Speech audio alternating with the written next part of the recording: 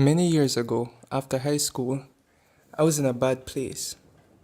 My guardian had kicked me out after graduation, and she didn't help me find a place to stay, so I lived in my car for a couple of months.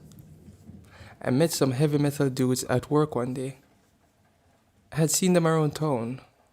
All my other friends knew who they were, and everyone loved them.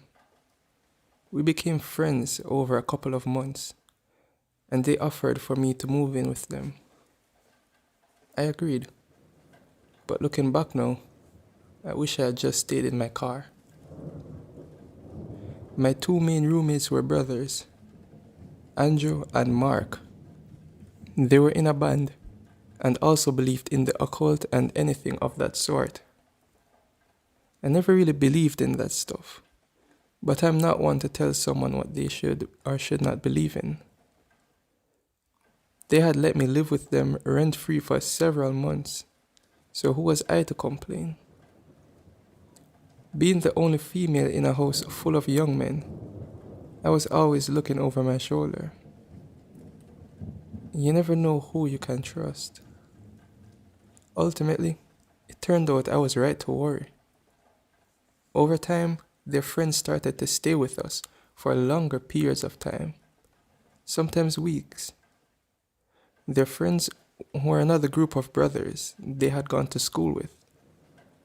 The younger brother, Jeff, was very polite. He cleaned up after himself and always helped with the household chores. The older brother, Adam, had a laundry list of mental problems. He had apparently done some bad drugs back in the day, and it had developed into what seemed like some sort of religious psychosis. Also, he had done time in prison for assaulting a woman with a Bible. At times, he would often look you in the eyes and tell you he could see how you would die. He once told me that I was possessed by a demon and I needed my soul cleansed. So everyone in the house knew he had these problems, but he was their friend, so they helped him through the hard times and gave him a place to stay. Otherwise, he would have been on the streets. I was always on guard around him after the things he told me, even though no one else seemed to be as concerned as I was. They should have been. One day, I was sleeping and my phone rang. It was my boss. He asked if I could come into work an hour early. It was only 12 p.m. I was broke and had nothing better to do, so I said yes. I got up and began getting ready to leave. I walked out into the living room to see Jeff and Andrew sitting on the couch, while Adam sat on the floor by the TV. He was watching scripture videos on YouTube, and some real end-of-day shit. That was fairly common though, so I said goodbye and went about my business. My shift at work was almost complete when my phone rang. My boss answered, handed the phone to me, and said, "For you." I was just a cashier, so I assumed it was a friend that couldn't reach me on my phone. I answered the phone and heard a man's voice that I didn't recognize. The person said, "Hi, this is Detective Williams. Something happened at your apartment today, and we need you to come to the station to talk about it." I left work immediately. I had assumed one of the brothers had been arrested for drug dealing or something, but I was very wrong.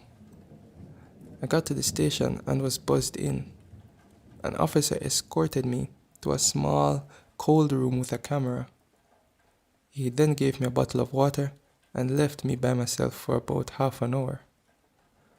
My mind was racing, thinking about what could have happened. He came back in and informed me that Adam had stabbed and killed Andrew at around 1 p.m. I was shocked. I had just left the house an hour before it happened, and everything seemed fine. I asked if there had been a fight. The detective informed me that there hadn't been a fight, and it seemed to have happened out of nowhere. I gave my statement to the police and left with nowhere to go, still in shock and confused out of my mind. Our apartment was a crime scene, so I went to another friend's house to watch the news report, since the police wouldn't give me any information on the case. Over the next couple of days, the information began to be released.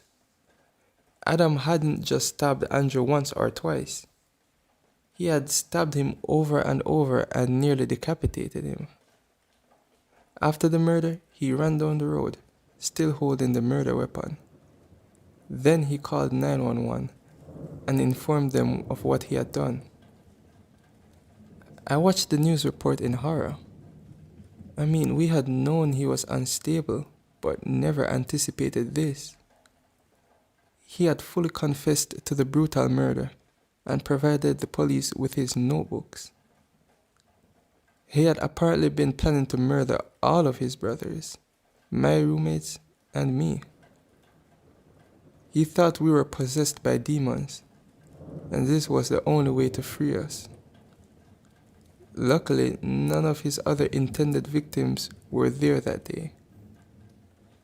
Mark unfortunately witnessed the murder, but he luckily escaped. If I hadn't gotten that call from my boss, I wouldn't be alive today.